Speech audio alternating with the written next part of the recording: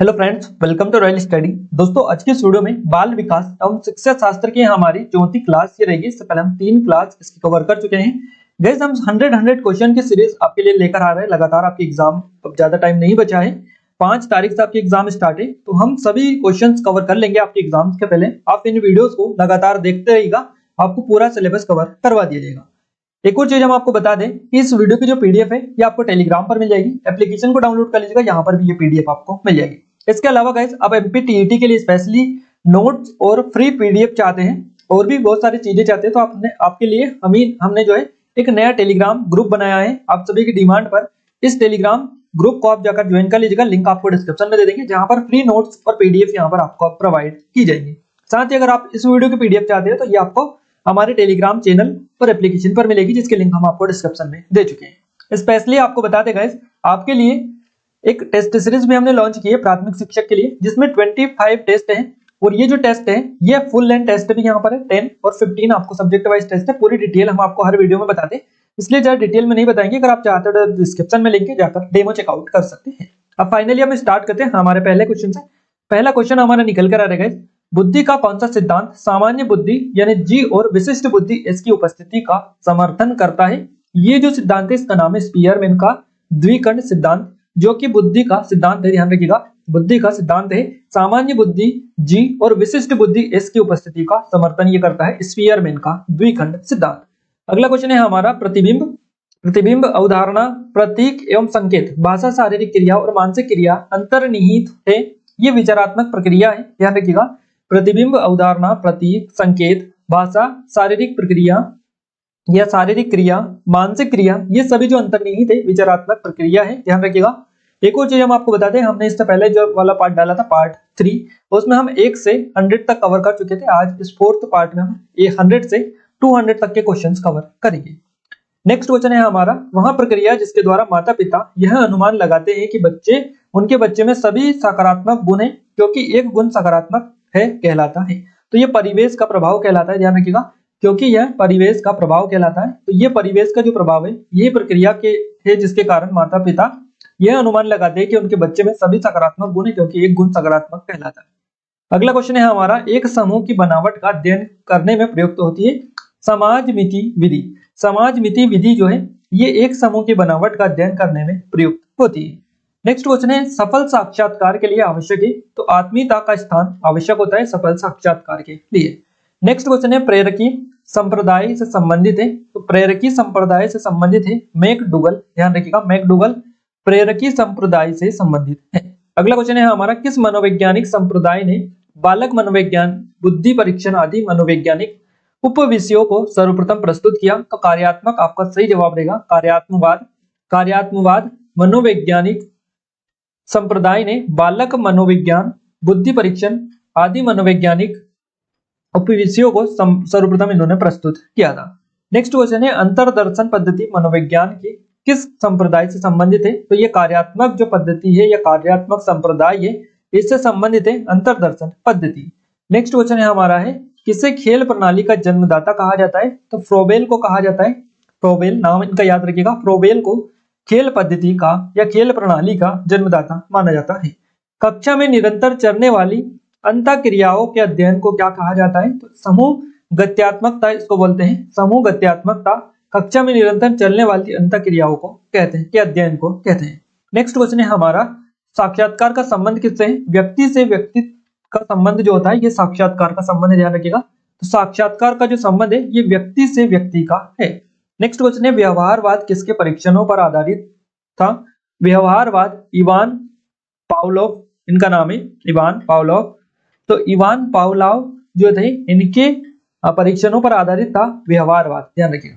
Next question है, सीखने वालों के लिए यह आवश्यक है कि वहां क्या स्मरण रखे और क्या भुला दें? यह कथन किसका है? यह कथन क्रो एंड क्रो का है, क्रो एवं क्रो का यह कथन है कि सीखने वालों के लिए यह आवश्यक कि वहां क्या स्मरण रखे और क्या भुला दें।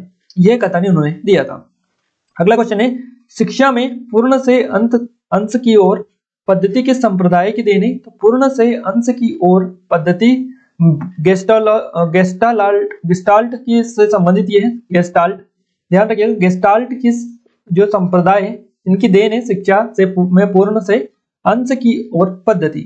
हमारा अगला क्वेश्चन है मनोविज्ञान में महत्व है निरीक्षण का, अंतर्दर्शन और बहिर्दर्शन का।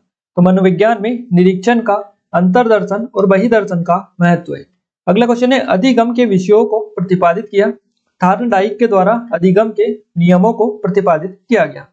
नेक्स्ट क्वेश्चन है खेल, गीतों व उपहारों द्वारा शिक्षा दी जाती है। तो किंडरगार्टन पद्धति में खेल, गीतों और उपहारों द्वारा शिक्षा दी जाती है। अगला क्वेश्चन है हमारा मनोविश्लेषणात्मक प्रणाली के जन्मदाता कौन है। तो सिगमंड फ्रायड इनका नाम है, सिगमंड फ्रायड। ये मनोविश्लेषणात्मक प्रणाली के जन्मदाता कहे जाते हैं। प्रयोजन विधि किस संप्रदाय पर आधारित है। तो ये प्रेरकीय संप्रदाय जो है इस पर आधारित है प्रयोजन विधि। जब एक स्थिति में सीखी गई बात दूसरी स्थिति में सीखने में सहायता करती है तो इसको क्या कहा जाता है, सकारात्मक अधिगम स्थानांतरण इसको हम बोल सकते हैं। नेक्स्ट क्वेश्चन है हमारा अध्यापक के रूप में शिक्षण संबंधित कार्यों को किस रूप में सोचना चाहिए। तो बालक में वृद्धि एवं विकास आपका सही जवाब रहेगा, बालक में वृद्धि एवं विकास के रूप में इसको सोचना चाहिए। नेक्स्ट क्वेश्चन है ज्ञान और अभिवृद्धि की प्राप्ति ही सीखना है। यह परिभाषा किसने दी। तो क्रो एंड क्रोक के द्वारा यह परिभाषा दी गई कि ज्ञान और अभिवृद्धि की प्राप्ति ही सीखना है। हमारा अगला क्वेश्चन है आत्मनिष्ठ पद्धति है। तो अंतर्दर्शन विधि है आत्मनिष्ठ पद्धति। अपने छात्रों को अधिक उपदेश मत दो, उक्त कथन किस मनोवैज्ञानिक का है। तो ये जेम्स का है, ध्यान रखिएगा। अपने छात्रों को अधिक उपदेश मत दो, यह कथन जेम्स ने कहा है। अधिगम की प्रभावशाली विधि कौन सी है। करके सिखाना, अवलोकन विधि, व्याख्यान एवं वाद विवाद विधि। ये चार विधियां हैं, इनका नाम भी आप याद रखिएगा और क्वेश्चन से बन सकते हैं कि करके सिखाना जो विधि है ये किसकी विधि है या कौन सी विधि है, ध्यान रखिएगा। तो अधिगम की प्रभावशाली विधि है करके सिखाना, अवलोकन विधि, व्याख्यान विधि और वाद विवाद विधि। नेक्स्ट क्वेश्चन है छात्र केंद्रित शिक्षा की अवधारणा किस संप्रदाय ने सर्वप्रथम दी। छात्र केंद्रित शिक्षा की अवधारणा सबसे पहले मनोविश्लेषणवाद जो संप्रदाय है इन्होंने सर्वप्रथम इस अवधारणा को प्रस्तुत किया, छात्र केंद्रित शिक्षा की। नेक्स्ट क्वेश्चन है कार्यात्मक संप्रदाय से संबंधित है। तो विलियम जेम्स जो है ये कार्यात्मक संप्रदाय से संबंधित है। नेक्स्ट क्वेश्चन है कार्यवादी संप्रदाय से संबंधित कौन है। तो ईला थॉर्नडाइक कार्यवाद या कार्यवादी संप्रदाय से संबंधित रहेंगे। रमेश और अंकित की समान बुद्धिलब्धि यानी IQ 120 है और रमेश अंकित से 2 वर्ष छोटा है। तो अंकित की आयु 12 वर्ष है, तो रमेश की मानसिक आयु क्या होगी ये आपको निकालना है। आपको सबसे पहले एक चीज याद रखनी है, IQ का जो फॉर्मूला है वो आपने ध्यान रखना है। वो IQ का जो फॉर्मूला रहता है वो क्या रहता है वो आपको बता दे। वास्तविक आयु रहती है, पहले वास्तविक आयु बटे में आती है आपकी मानसिक आयु और इनटू में आपका रहता है 100। ये होता है IQ का फॉर्मूला, ध्यान रखिएगा। तो अगर हम बात करें बुद्धिलब्धि की तो ये होगी आपकी अंकित और रमेश की दोनों की बुद्धिलब्धि कितनी है 120 है। और अंकित की जो आयु है ये कितनी है, अंकित की आयु हो जाएंगी 120 जो कि वास्तविक आयु दे रखी है। तो वास्तविक आयु बटे में आपका जो आएगी वो मानसिक आयु आएगी। और रमेश की यहाँ पर अंकित की अगर आपको आयु दे रखी है वास्तविक आयु की 12 वर्ष है अंकित की, तो रमेश की जो है अंकित से 2 वर्ष छोटा है, तो यहाँ पर इसकी जो हो जाएगी 10 हो जाएगी, ध्यान रखिएगा। 10 किसकी हो जाएगी, रमेश की हो जाएगी। इस हिसाब से आपको निकालना है थोड़ा सा। तो रमेश की जो मानसिक आयु की अगर हम बात करें तो ये 12 वर्ष रहेगी। रमेश की मानसिक आयु कितनी रहेगी 12 वर्ष हो जाएगी, ध्यान रखिएगा। एक एक चीज आपको ध्यान रखना है। हम नीचे जो क्वेश्चन आएंगे उसमें आपको पूरा फॉर्मूला पुट करके भी बताएंगे कि कैसे आपको सोल्व करना है। नेक्स्ट हमारा क्वेश्चन है छात्र के प्रयोगात्मक दक्षता में के आकलन का यथोचित रूप है अवलोकन, इसको हम बोलते हैं। नेक्स्ट क्वेश्चन है कक्षा नायक द्वारा प्रयुक्त मूल्यांकन का प्रकार अनुदेशन के समय सीखने के विकास में किया जाता है या क्या कहलाता है, इसको फॉर्मेटिव मूल्यांकन बोलते हैं। अगला क्वेश्चन है टॉलमैन ने अधिगम के कितने प्रकार बताए हैं। 6 प्रकार इन्होंने बताए हैं टॉलमैन के द्वारा अधिगम के।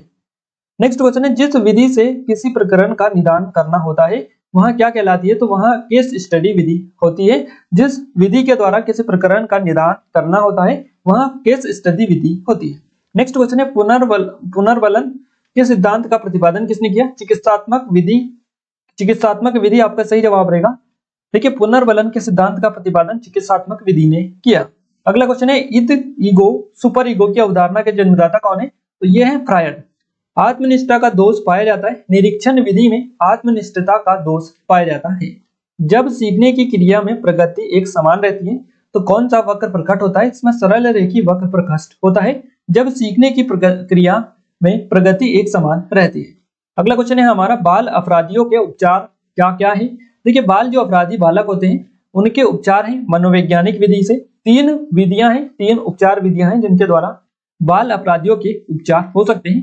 तो देखिए, पहली है मनोवैज्ञानिक विधि, दूसरी है समाज शास्त्री विधि और तीसरी है वैधानिक विधि। इन तीनों विधियों को याद रखिएगा, क्वेश्चंस भी इनसे बनते हैं।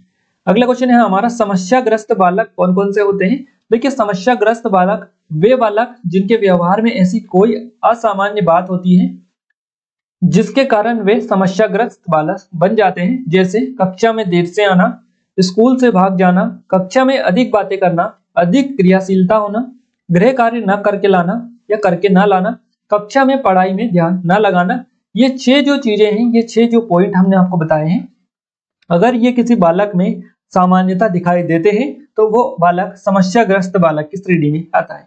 तो अगर आपसे क्वेश्चन बन जाए कि आपसे दे रखिए कि रमेश कक्षा में देर से आता है, बताइए वहां किस श्रेणी में आता है, किस बालक की श्रेणी में आता है, समस्याग्रस्त या अति प्रभावशाली या ऐसे करके आपको ऑप्शंस मिलेंगे। तो आपको उस हिसाब से भी थोड़ा सा माइंडसेट क्लियर करना है। 6 पॉइंट को आप याद रखिएगा कि ये जो है समस्याग्रस्त जो बालक होते हैं उनकी जो कि पॉइंट है उनके बारे में ये है, उनके कारण ये है। अगला क्वेश्चन है हमारा गाइस कि व्यक्तित्व विकास की अवस्था कौन सी है? अधिगम एवं वृद्धि, ये व्यक्तित्व विकास की अवस्था है। विकास में वृद्धि से क्या तात्पर्य है? तो विकास में वृद्धि से जो तात्पर्य है यह है आकार, सोच, समझ, कौशल में वृद्धि। तो आकार, सोच, समझ और कौशल, इन सभी में वृद्धि ही को ही विकास बोलते हैं। नेक्स्ट क्वेश्चन है, परिपक्वता का संबंध किससे है? तो इसका भी डेवलपमेंट यानी विकास से ही होता है। तनाव और क्रोध की अवस्था कौन सी? किशोर अवस्था जो होती है ये तनाव और क्रोध की अवस्था होती है। बालक का विकास परिणाम है वंशानुक्रम व वातावरण की अंतःक्रियाओं का परिणाम है बालक का विकास। नेक्स्ट क्वेश्चन हमारा बना है कि एक बच्चे की मानसिक आयु 12 वर्ष है और वास्तविक आयु 10 वर्ष है, तो उसकी बुद्धि लब्धि क्या होगी? देखिए, मानसिक आयु और वास्तविक आयु 10 वर्ष है, मानसिक आयु 12 वर्ष दे रखी है। इसमें फॉर्मूला आपको पुट करना है। देखिए, हमने सूत्र आपको बताया था आईक्यू का जो फॉर्मूला होता है वो होता है यहाँ पर आपका कि मानसिक आयु बटे वास्तविक आयु।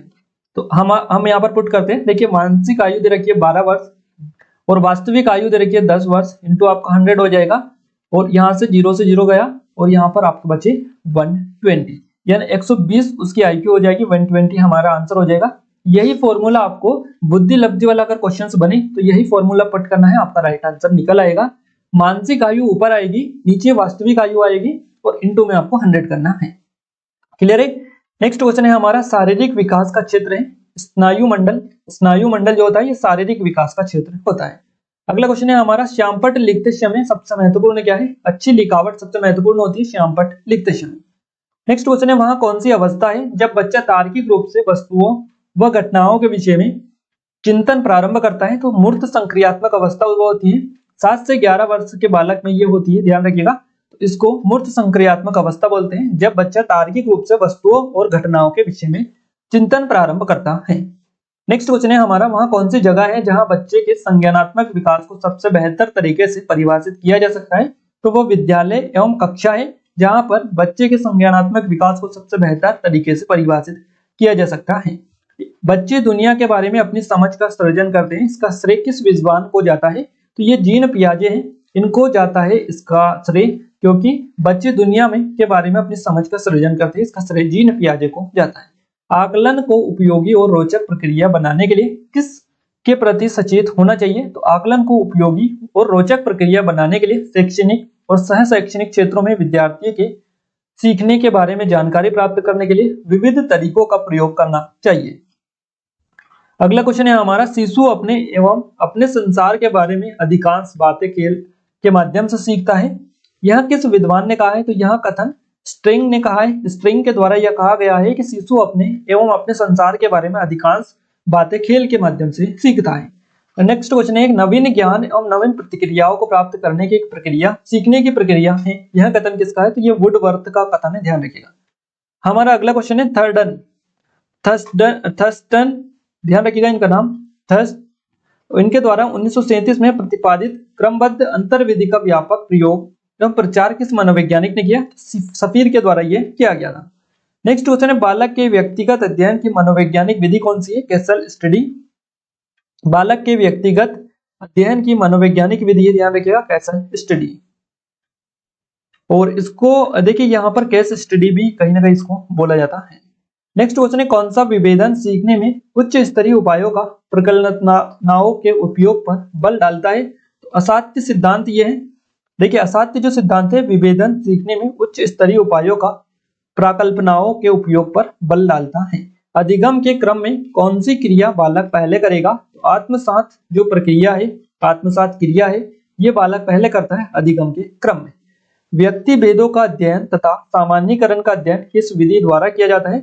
विभेदात्मक विधि होती है ये, जिसके द्वारा व्यक्ति भेदों का अध्ययन एवं सामान्यीकरण का अध्ययन करता है।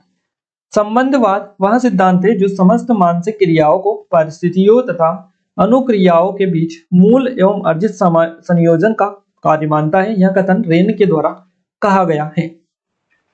अधिगम स्थानांतरण में सामान्य से तथा विशिष्ट अंश का सिद्धांत किस मनोवैज्ञानिक ने दिया? तो ये स्पीयरमैन के द्वारा प्रस्तुत किया गया।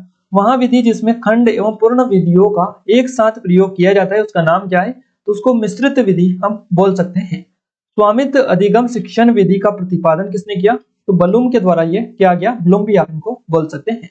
संचारवादी संप्रदाय के प्रवर्तक थे? तो विलियम वुंट जो है संचारवादी संप्रदाय के प्रवर्तक थे। अगला क्वेश्चन है हमारा अपने सिद्धांत का नाम आदर्शों व मूल्यों का सिद्धांत किसने दिया? तो डब्ल्यू.सी. वोगले के द्वारा अपने सिद्धांत का नाम आदर्शों व मूल्यों का सिद्धांत दिया है। जब किसी व्यक्ति का अवलोकन निश्चित परिस्थितियों में ही किया जाता है तो वह क्या कहलाता है? नियंत्रित अवलोकन इसको हम बोल सकते हैं। किसी निश्चित परिस्थितियों में अवलोकन करना किसी व्यक्ति का वो नियंत्रित अवलोकन कहा जाता है। वुडवर्थ ने सबसे पहले किस विधि का निर्माण किया? तो प्रश्नावली विधि का निर्माण सबसे पहले वुडवर्थ ने ही किया था। किस मनोवैज्ञानिक अध्ययन में विधि में आंसरदाता क्वेश्चन कर्ता के सम्मुख नहीं बैठ सकता है? तो ये प्रश्नावली विधि ही होती है। प्रयोगात्मक पद्धति की कमी है अपने दोषों को छिपाना। मनोविज्ञान में निरीक्षण पद्धतियां कितने प्रकार की होती है? 2 प्रकार की होती है निरीक्षण पद्धतियां मनोविज्ञान में। सीखना संबंध स्थापित करता है मस्तिष्क मनुष्य का संबंध तंत्र। यह कथन थॉर्नडाइक का है। नेक्स्ट क्वेश्चन है थ्योरी ऑफ लर्निंग पुस्तक के लेखक कौन है? E.R. हिलगोर्ड थ्योरी ऑफ लर्निंग पुस्तक के लेखक है। नेक्स्ट क्वेश्चन है अधिगम के लिए सदैव सहायक अवयव नहीं है, उच्च चिंतन आपका सही जवाब रहेगा।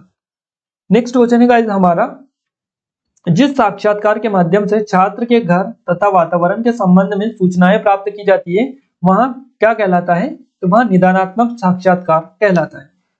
विकास कभी ना समाप्त होने वाली प्रक्रिया है। यह विचार किससे संबंधित है? तो ये निरंतरता का सिद्धांत है, ध्यान रखिएगा। इससे पहले भी हम इसको कवर कर चुके हैं।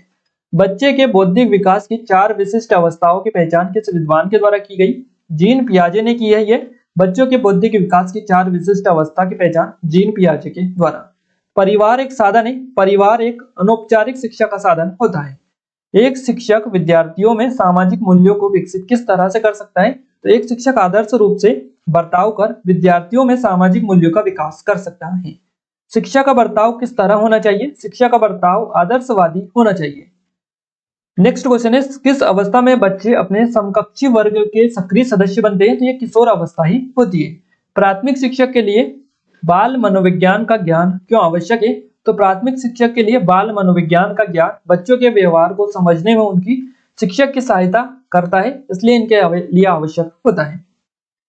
बुनियादी स्तर पर मातृभाषा में शिक्षा देना क्यों बेहतर है? तो बुनियादी स्तर पर मातृभाषा में शिक्षा देने से प्राकृतिक वातावरण में बच्चों को सीखने में सहायता करेगा।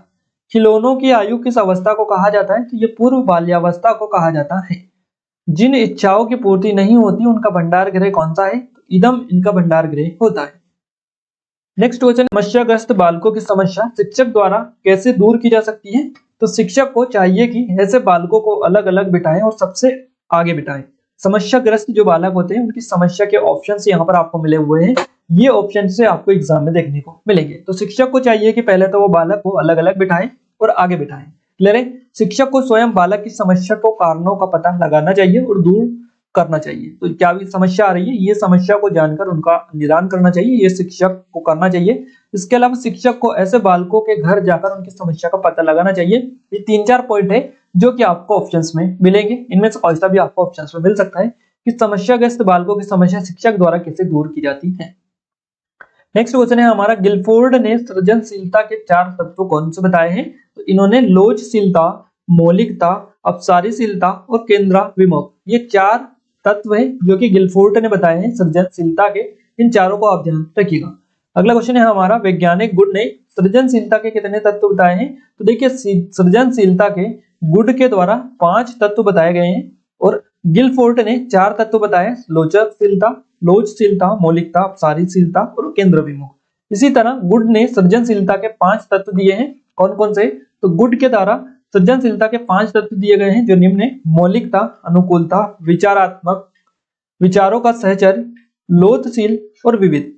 ये जो 5 तत्व दिए हैं ये गुड के द्वारा दिए हैं और 4 तत्व दिए हैं गिलफोर्ड के द्वारा। तो गुड आए तो 5 लगाना है, गिलफोर्ड आए तो 4 लगाना है, ध्यान रखिएगा। नेक्स्ट क्वेश्चन है, सृजनात्मक के प्रमुख तत्व कौन से हैं? सृजनात्मक की अगर हम बात करें तो सृजनात्मक के 4 तत्व कौन कौन से हैं? मौलिकता, नवीनता, लोचशीलता, विस्तारण, करने की क्षमता और विभिन्नता। ये 5 तत्व है सृजनात्मकता के।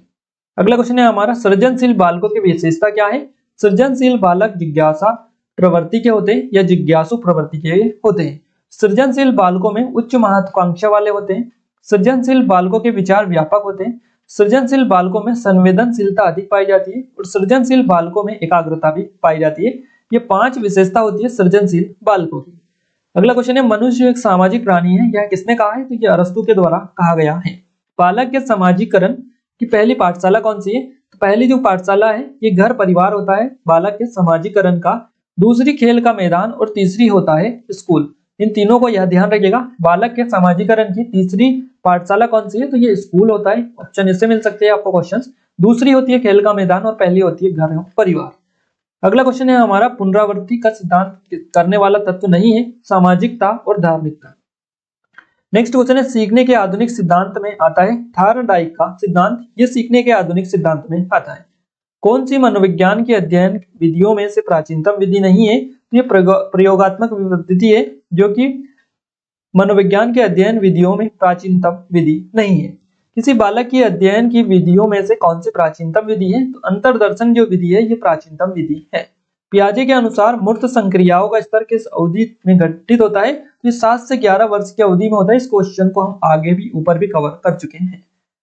नेक्स्ट क्वेश्चन है, बालक में अपराधी प्रवृत्ति के विकास होना का मुख्य कारण क्या है? परिवार का वातावरण। ध्यान रखिएगा, मोस्ट इंपोर्टेंट क्वेश्चन है गाइस। ये जो क्वेश्चन है हमने हमारी जो टेस्ट सीरीज का डेमो है FLT 1, आई थिंक आप सभी ने दे लिया होगा उसको, फ्री ऑफ कॉस्ट है वो।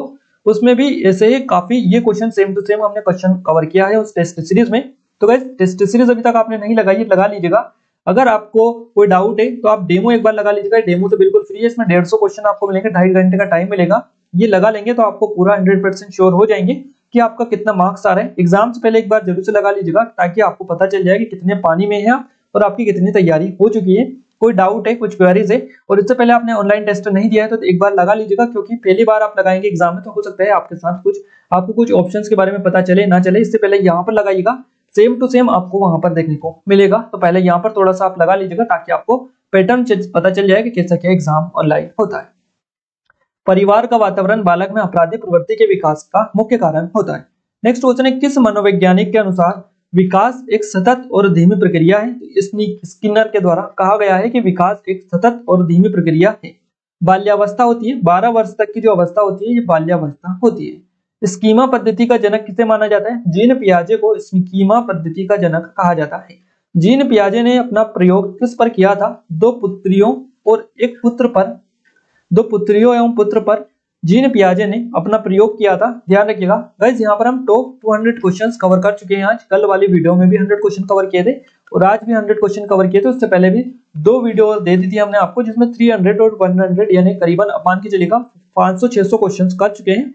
गाइस हमारा टारगेट है कि एग्जाम से पहले हम 2 से 3 हजार क्वेश्चन इसी फॉर्मेट में कवर करेंगे। और अगर आपका अच्छा सपोर्ट रहा, प्यार रहा, तो हम गाइस अच्छे से क्वेश्चंस कवर कर लेंगे। करीबन 5000 के समथिंग क्वेश्चंस बैंक हमारे पास है जिसमें आपके पूरे क्वेश्चंस डले हुए हैं। जैसे आप सपोर्ट करेंगे, अच्छे से व्यू आप ज्यादा शेयर करेंगे लोगों के पास, तो हम सभी क्वेश्चंस को 500-500 वीडियो बनाकर 500-500 क्वेश्चंस की वीडियो बनाकर आपको दे देंगे ताकि आपके अच्छे से प्रैक्टिस हो जाएगी।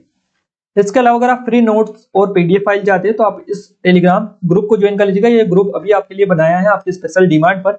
यहाँ पर टीईटी वाले और भी लोग जुड़े हुए हैं, जहाँ पर 1 to 1 उनसे आप बात कर सकते हैं, कोई भी डाउट है, कुछ क्वेरीज है, और पीडीएफ नोट्स भी यहाँ पर आपको अवेलेबल कराए जा चुके हैं, तो आप इनको भी प्राप्त कर सकते हैं और स्टडी अच्छे से कर सकते हैं। साथ ही और भी हमारे चैनल पर वीडियोस डले हुए हैं, प्लेलिस्ट जाकर चेकआउट कर लीजिएगा, लिंक आपको डिस्क्रिप्शन में मिल पीडीएफ इस वीडियो की पीडीएफ आपको पता ही चल ही चुका है कहां पर मिलेगी, एप्लीकेशन पर मिलेगी। साथ ही ये टेस्ट सीरीज नहीं लगाई है तो इसको लगा लीजिएगा, काफी अच्छा स्पेशल ऑफर अभी चल रहा है, 90% तक का ऑफर अभी चल रहा है। नहीं आपने अभी तक देखा है, डेमो नहीं देखा है तो देख लीजिएगा, इसके भी लिंक हम आपको डिस्क्रिप्शन में दे चुके हैं। तो आज के इस वीडियो में बस इतना ही गाइस, मिलते हैं हमारे एक नए स्टडी वीडियो के साथ, तब तक के लिए जय हिंद, वंदे मातरम।